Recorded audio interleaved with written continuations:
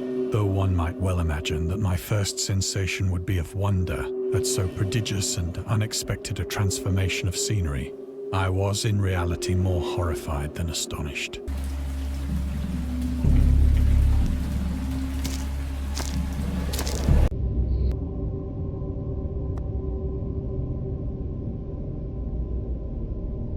I am writing this under an appreciable mental strain, since by tonight I shall be no more.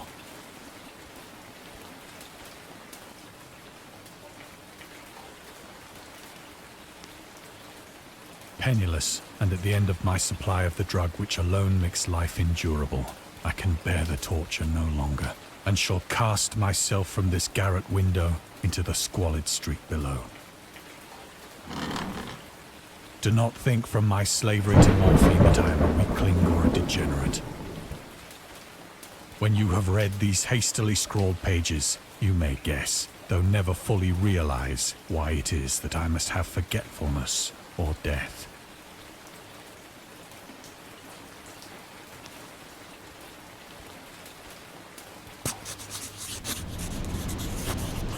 It was in one of the most open and least frequented parts of the broad Pacific that the packet of which I was supercargo fell a victim to the German sea raider.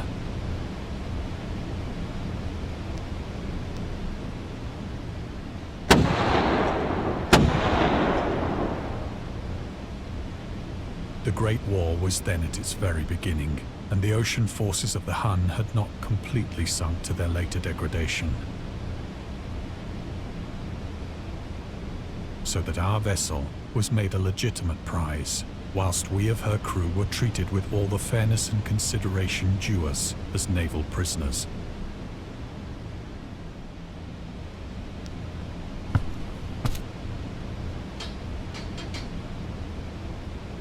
So liberal, indeed, was the discipline of our captors, that 5 days after we were taken, I managed to escape alone in a small boat with water and provisions for a good length of time.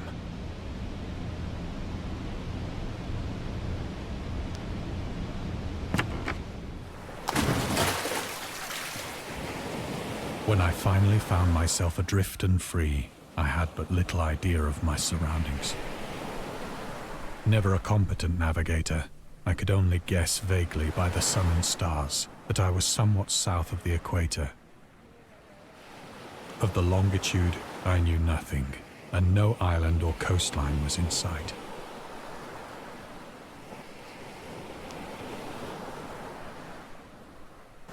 The weather kept fair, and for uncounted days I drifted aimlessly beneath the scorching sun, waiting either for some passing ship or to be cast on the shores of some habitable land.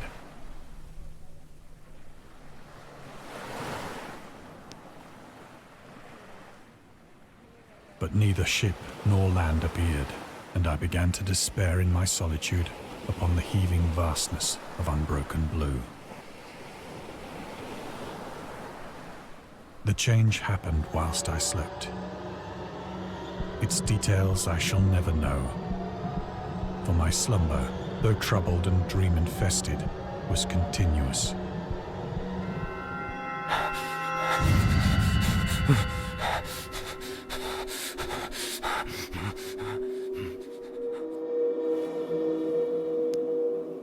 When at last I awoke, it was to discover myself half sucked into a slimy expanse of hellish black mire, which extended about me in monotonous undulations as far as I could see, and in which my boat lay grounded some distance away. Though one might well imagine that my first sensation would be of wonder at so prodigious and unexpected a transformation of scenery, I was in reality more horrified than astonished. For there was in the air, and in the rotting soil, a sinister quality which chilled me to the very core. The region was putrid with the carcasses of decaying fish, and of other, less describable things which I saw protruding from the nasty mud of the unending plain. Perhaps I should not hope to convey in mere words the unutterable hideousness that can dwell in absolute silence and barren immensity. There was nothing within hearing, and nothing in sight, save a vast reach of black slime. Yet the very completeness of the stillness and the homogeneity of the landscape oppressed me with a nauseating fear. The sun was blazing down from a sky which seemed to me almost black in its cloudless cruelty, as though reflecting the inky marsh beneath my feet.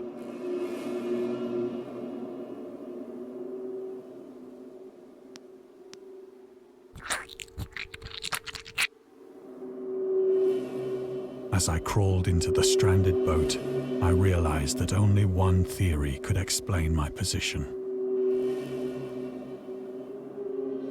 Through some unprecedented volcanic upheaval, a portion of the ocean floor must have been thrown to the surface, exposing regions for which innumerable millions of years had lain hidden under unfathomable watery depths. So great was the extent of the new land which had risen beneath me that I could not detect the faintest noise of the surging ocean, straining my ears as I might. Nor were there any seafowl to prey upon the dead things.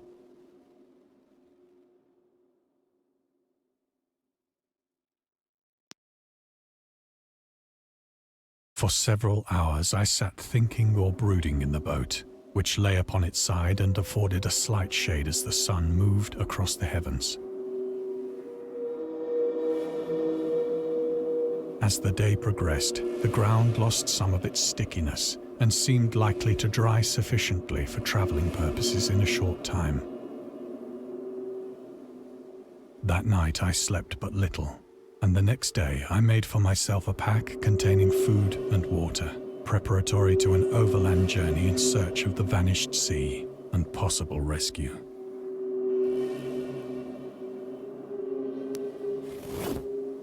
On the third morning, I found the soil dry enough to walk upon with ease. The odor of the fish was maddening, but I was too much concerned with graver things to mind so slight an evil, and set out boldly for an unknown goal.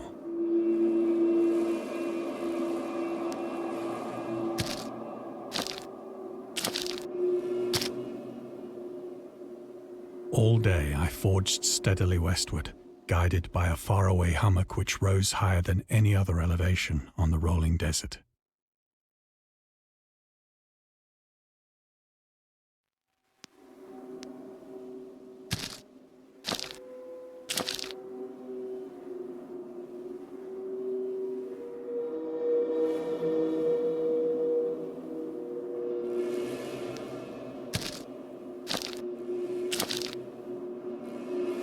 That night, I encamped, and on the following day still travelled toward the hummock, though that object seemed scarcely nearer than when I had first espied it.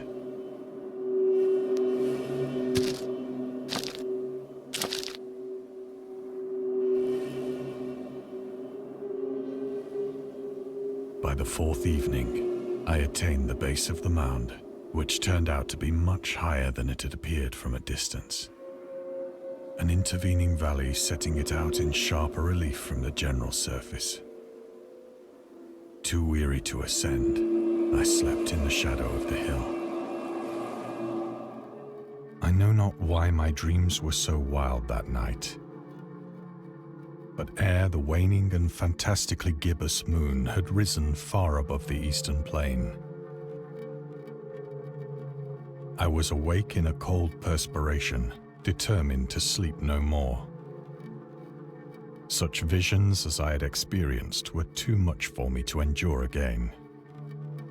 And in the glow of the moon I saw how unwise I had been to travel by day.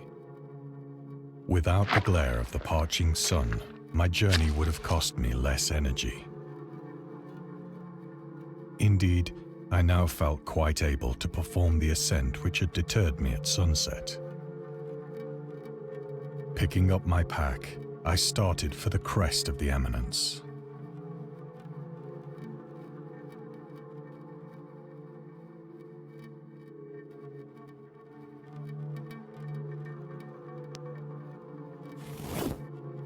I have said that the unbroken monotony of the rolling plain was a source of vague horror to me. But I think my horror was greater when I gained the summit of the mound and looked down the other side into an immeasurable pit or canyon, whose black recesses the moon had not yet soared high enough to illumine. I felt myself on the edge of the world, peering over the rim into a fathomless chaos of eternal night. Through my terror ran curious reminiscences of Paradise Lost, and of Satan's hideous climb through the unfashioned realms of darkness. As the moon climbed higher in the sky, I began to see that the slopes of the valley were not quite so perpendicular as I had imagined. Ledges and outcroppings of rock afforded fairly easy footholds for a descent, whilst after a drop of only a few hundred feet, the declivity became very gradual.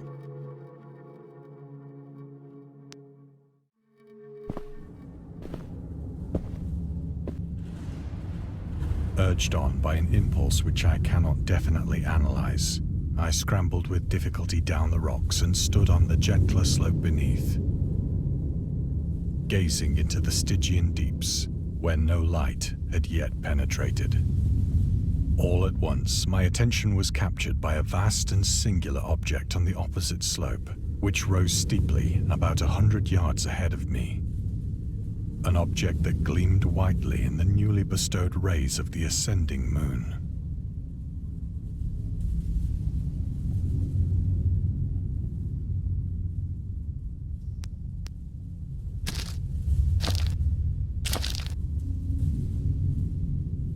That it was merely a gigantic piece of stone, I soon assured myself.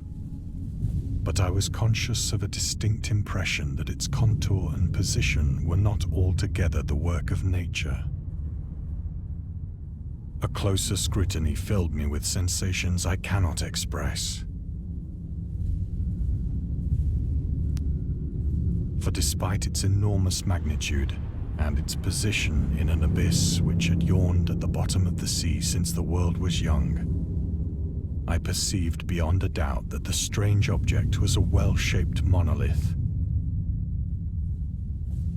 whose massive bulk had known the workmanship and perhaps the worship of living and thinking creatures. Dazed and frightened, yet not without a certain thrill of the scientist's or archaeologist's delight, I examined my surroundings more closely.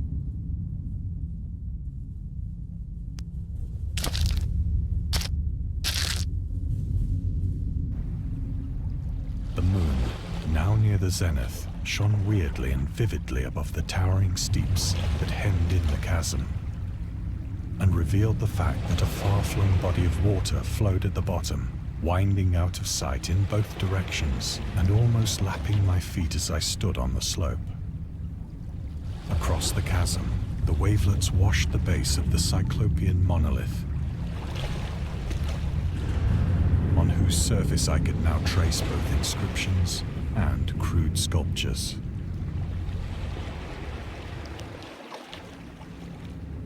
The writing was in a system of hieroglyphics unknown to me and unlike anything I'd ever seen in books, consisting for the most part of conventionalized aquatic symbols such as fishes, eels, octopi, crustaceans, mollusks, whales, and the like. Several characters obviously represented marine things which are unknown to the modern world, but whose decomposing forms I had observed on the ocean-risen plain. It was the pictorial carving, however, that did most to hold me spellbound.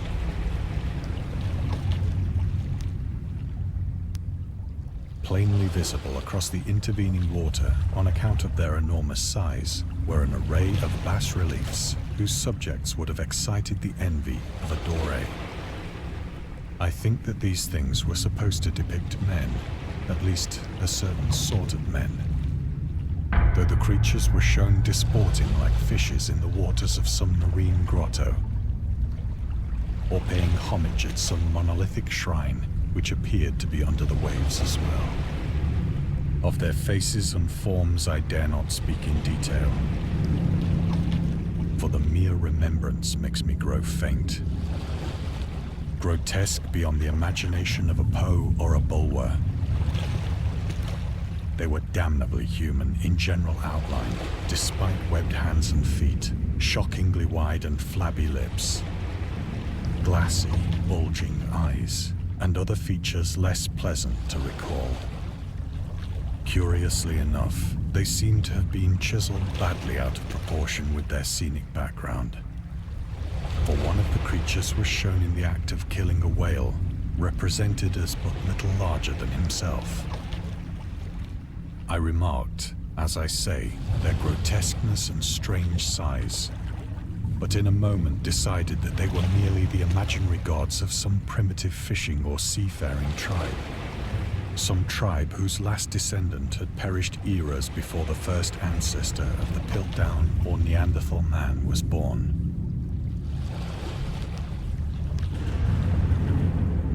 Awestruck at this unexpected glimpse into a past beyond the conception of the most daring anthropologist, I stood musing whilst the moon cast queer reflections on the silent channel before me. Then, suddenly, I saw it. With only a slight churning to mark its rise to the surface, the thing slid into view above the dark waters. Loathsome, it darted like a stupendous monster of nightmares to the monolith, about which it flung its gigantic scaly arms, while it bowed its hideous head and gave vent to certain measured sounds. I think I went mad then. Of my frantic ascent of the sloping cliff, and of my delirious journey back to the stranded boat, I remember little.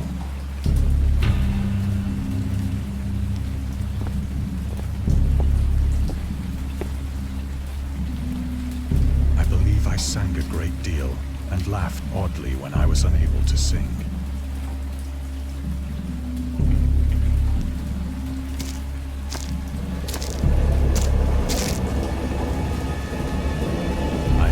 Distinct recollections of a great storm sometime after I reached the boat. At any rate, I know that I heard pearls of thunder and other tones which nature utters only in her wildest moods.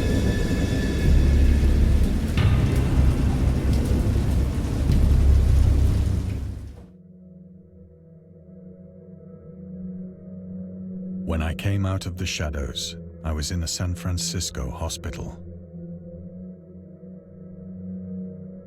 Brought thither by the captain of the American ship which had picked up my boat in mid-ocean. In my delirium, I had said much, but found that my words had been given scant attention. Of any land upheaval in the Pacific, my rescuers knew nothing. Nor did I deem it necessary to insist upon a thing which I knew they could not believe.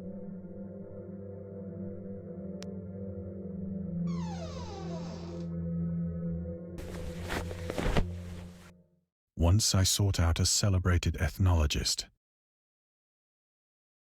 and amused him with peculiar questions regarding the ancient Philistine legend of Dagon, the fish god.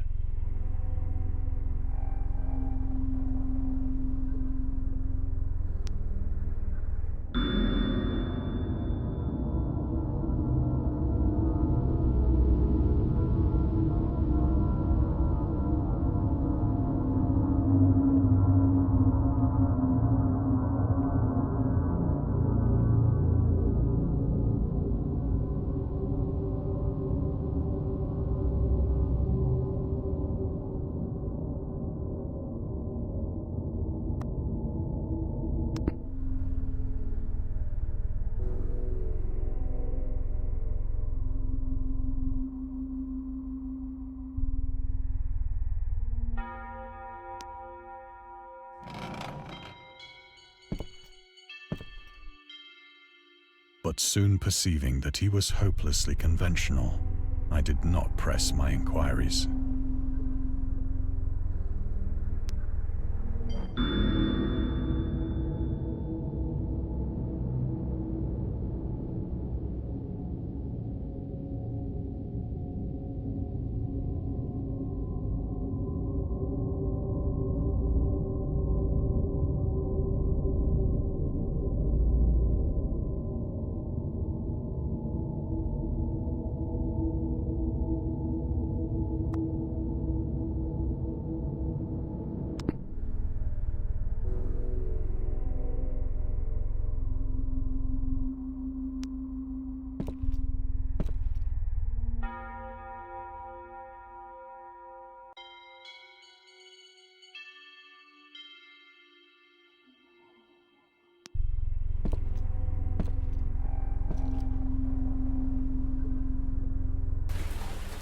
It is at night, especially when the moon is gibbous and waning, that I see the thing.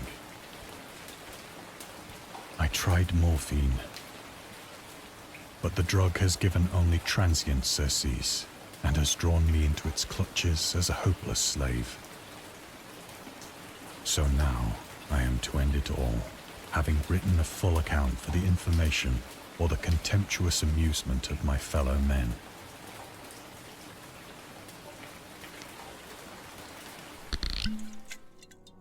Often, I ask myself if it could not all have been a pure phantasm. A mere freak of fever as I lay sun-stricken and raving in the open boat after my escape from the German man-of-war.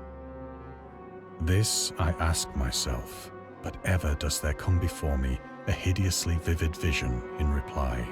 I cannot think of the deep sea without shuddering at the nameless things that may at this very moment be crawling and floundering on its slimy bed, worshipping their ancient stone idols and carving their own detestable likenesses on submarine obelisks of water-soaked granite.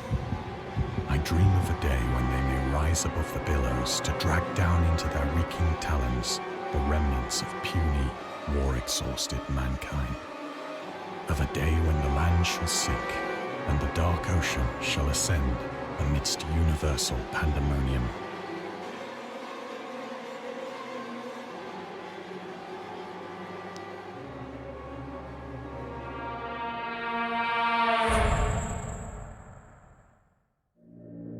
The end is near.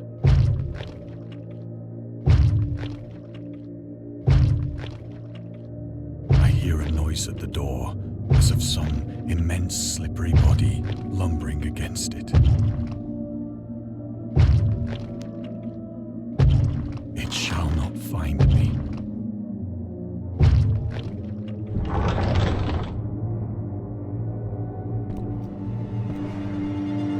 God, that hand!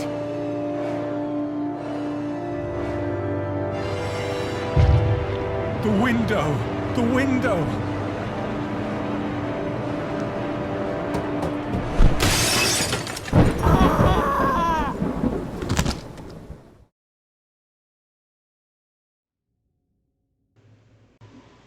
Hey guys, if you enjoyed this short horror story, please hit the like button. It helps me get the video out in the algorithm a little better and helps the channel grow. My take is he was a German POW. He was addicted to morphine. It's kind of his descent into madness in his life. That was a great little horror story. I do love H.P. Lovecraft. Remember guys, stay inspired. Thank you for watching, and we will catch you on the next one.